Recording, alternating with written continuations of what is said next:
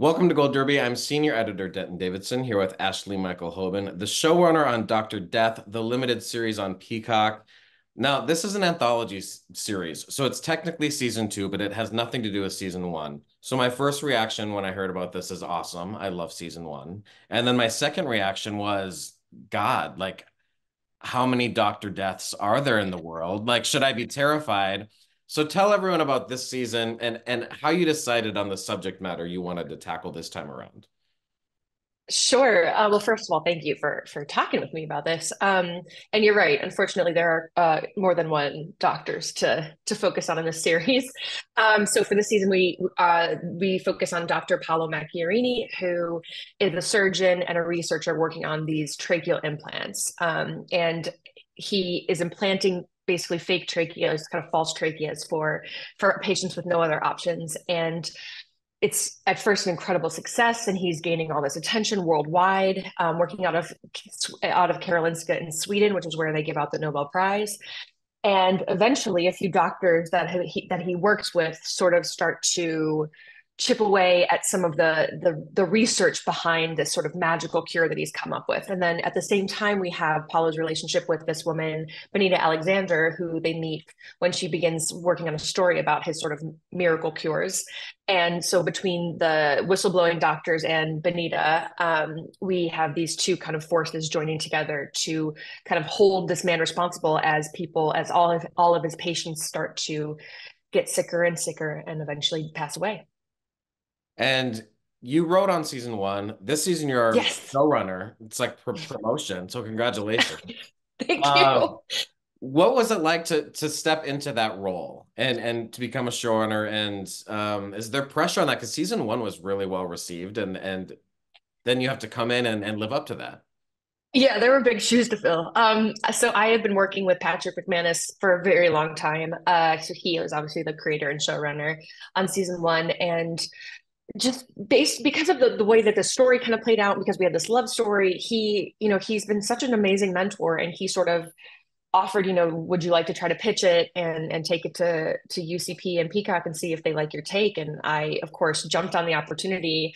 It's something I wanted to do for a long time, and so to be given the opportunity in a situation that felt so safe was really wonderful. But then, of course, they were like, "Okay, go for it," and I was like, "Oh, are you sure?"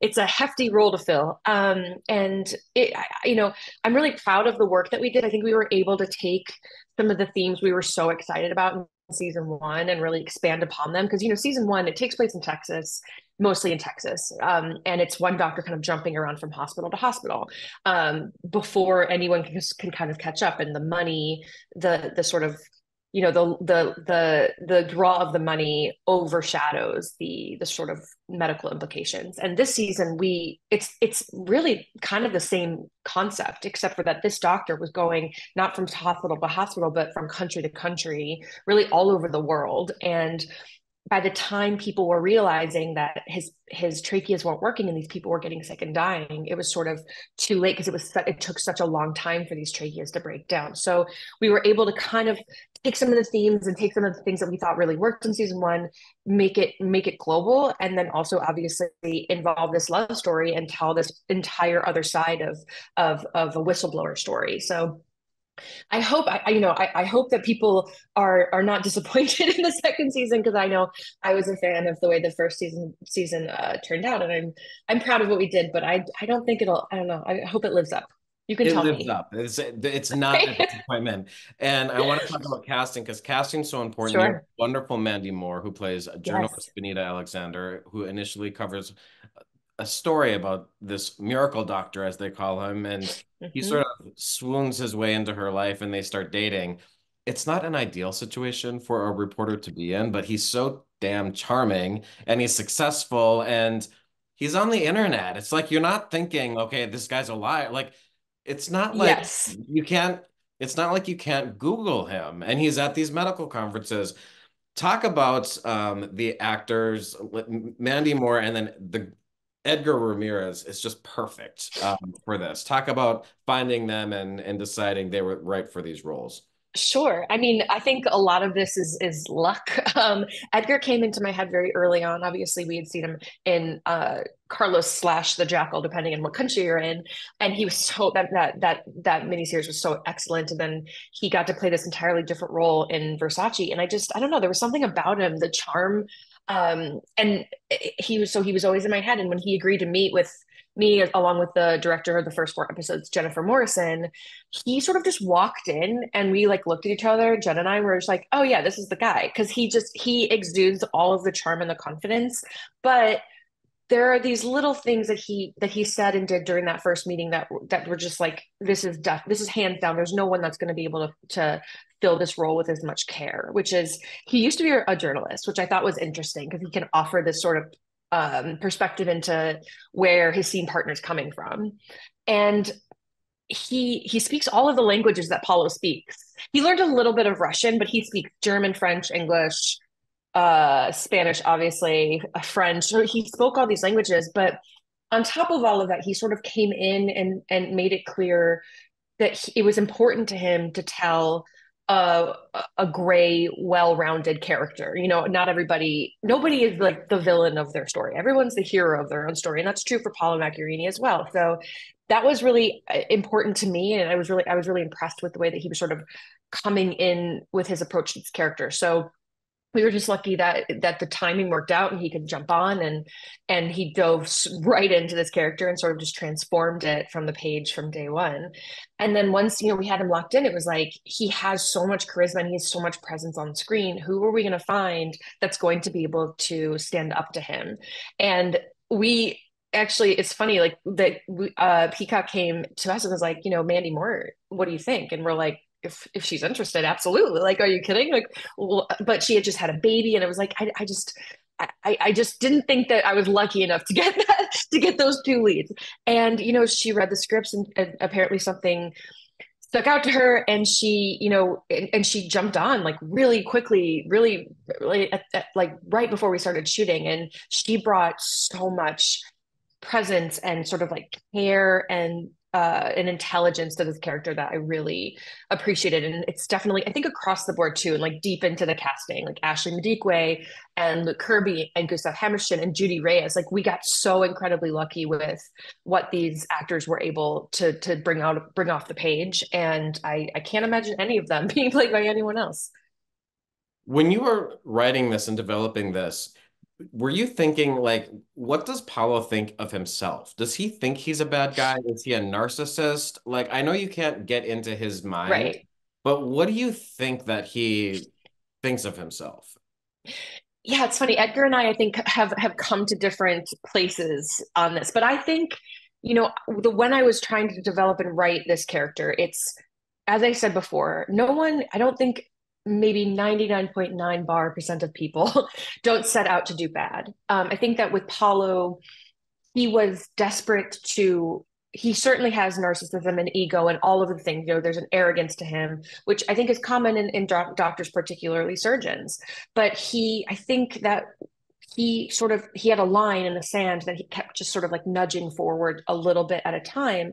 And I think I do believe that there was a point where he sort of turned around and said like, oh my gosh, I can't see the line anymore. I'm so far past it. But by then it's too late. He's way too invested in not only just this trachea, but the entire sort of machine of money and financing. And I think at a certain point, it's just you sort of justify your actions to yourself. And when it began, he was dealing with people that were very, very sick and had no other choice. And I think it's at one point, he's if I can just if I make this adjustment, if I just make one adjustment, then I can save all these people. And I think he saw himself as something a little bit greater than the man he turned out to be. Yeah. Like a savior complex. Like I don't think Exactly. he wasn't like a serial killer, like he just wanted to murder people for the thrill of Absolutely. it. I feel like he had like yeah, I think you're right. What were the most challenging parts about turning a true crime story like this into a series and filling in those moments as a writer where we have to have dialogue, where of course you don't know everything exactly Right. like it was said.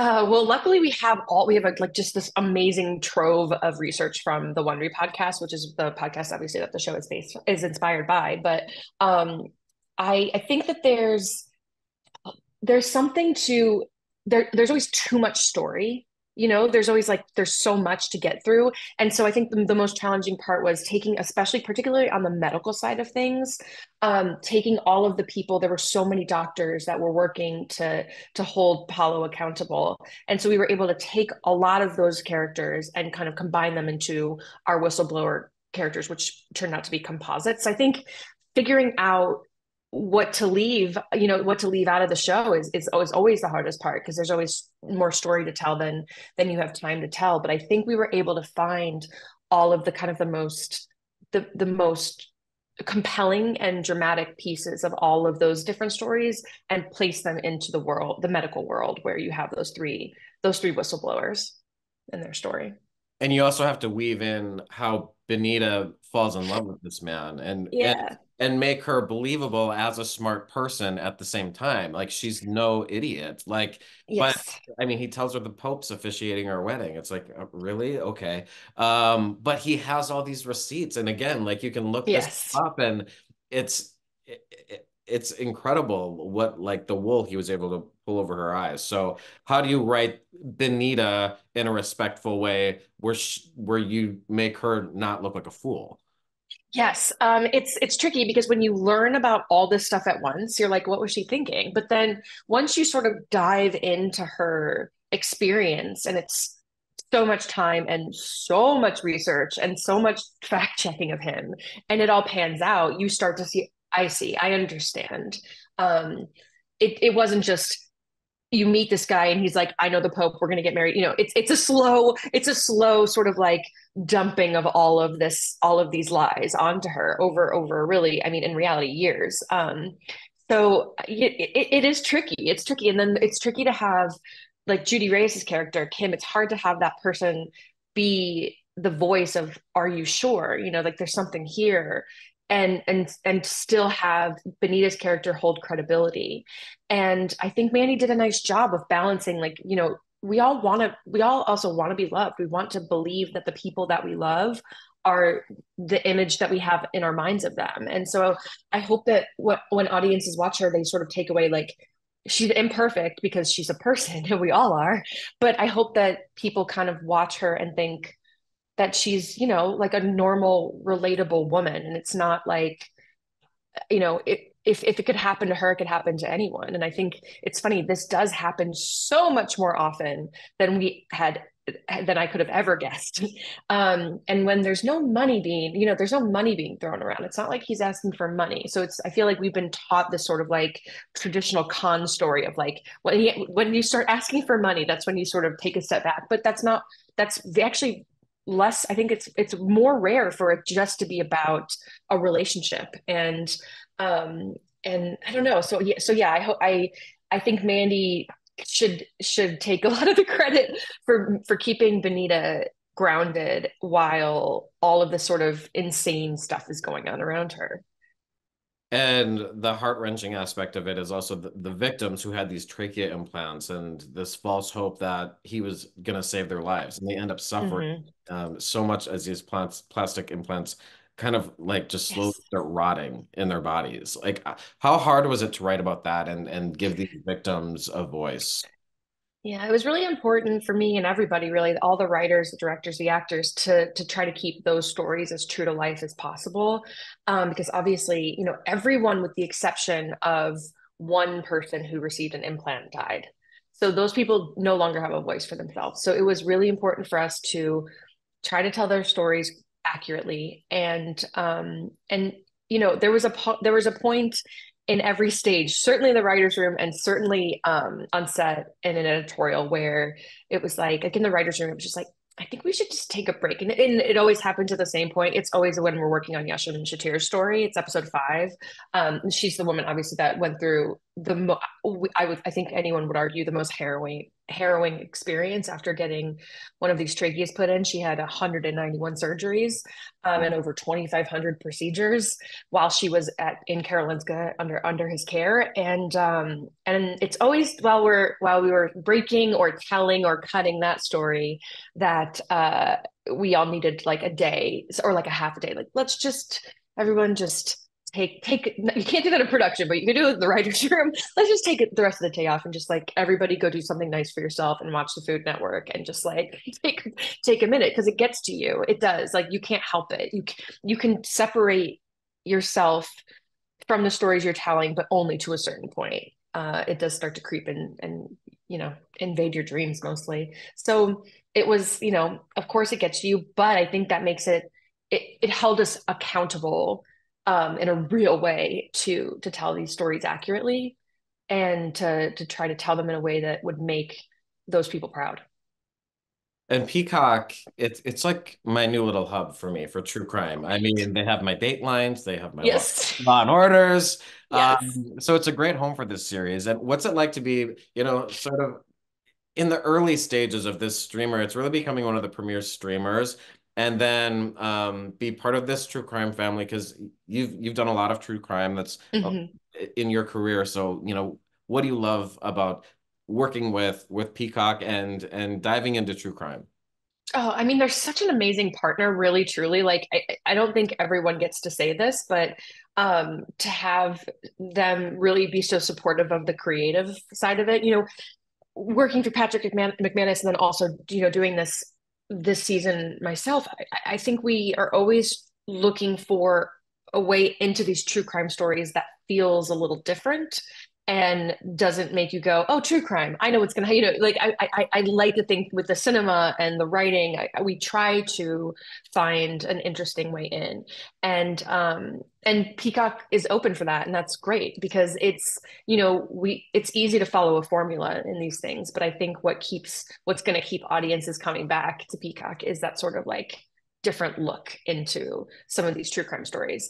And I don't think that that's going away. I think, we've talked a lot about, and I've thought a lot about why people are so drawn into true crime. And I think, it's not really a new phenomenon. We just have been able to do a lot more of it lately. I think, the Black Dahlia and Jack the Ripper were like covering the headlines and all of the pages of what was Peacock at the time, So we've always had this fascination to sort of dig into stories of horror, and I think as a way of maybe control or catharsis. So I don't think it's going anywhere, and so I hope I just get to keep telling these stories in a way that continues to feel fresh and new. Well, how deep is this well of Doctor Deaths? I mean, how terrified should we be to be going to the doctor? Okay, well, I will say there are, when we were kind of throwing ideas around, there are more than I would like there to be. There are certainly more. However, I do like to say that for every one Doctor Death, there are like 1,000 excellent, hardworking, great doctors. And so what was exciting about this season was that we got to really kind of dig into those whistleblower stories in a real way and show how difficult it is to stand up for in situations like this. But there are doctors that are obviously still willing to do that. And also, we are. I am very lucky in that Littleton Road Productions, which co-produces the show along with Universal, has an entire philanthropic branch to their company where they provide resources and information for people and patients, and they sort of have like this social outreach campaign. So there's real actual information that we're providing, which I hope makes a real difference in people's lives and audiences' lives because, we all go to the doctor, we all get sick, and it's not a natural place to be is in a doctor's office. Like you're nervous and you're like, I don't know why I'm nervous. It's my body. Like it's my body. I don't know why I'm so nervous. And there's a power imbalance and there's an inherent trust there. So I think, teaching people to be their own best advocate and to be their first advocate is the most important thing. And so as long as you can sort of go into the doctor with a sense of that sense of trust, which should be there, but then also a healthy sort of skepticism and self-preservation. I think if you combine all of these things, because it's also, this is a systemic problem. This is not an individual doctor problem. Doctors are overworked, are in, depending on what country you're in, but specifically in America, our insurance system is silly, and and anytime you're sort of combining medicine and money, you're opening yourself up for people like Paolo to make their way in. So if patients can be their best advocate and find doctors that they trust, then you are perfectly fine. I would always encourage people to go to the doctor when you're sick. I go to the doctor all the time. Ashley Michael, congratulations on Dr. Death season 2. Best of luck this Emmy season, and Oh, thank you so much, Denton. thanks for joining Gold Derby today. Thank you so much for having me. I really appreciate it.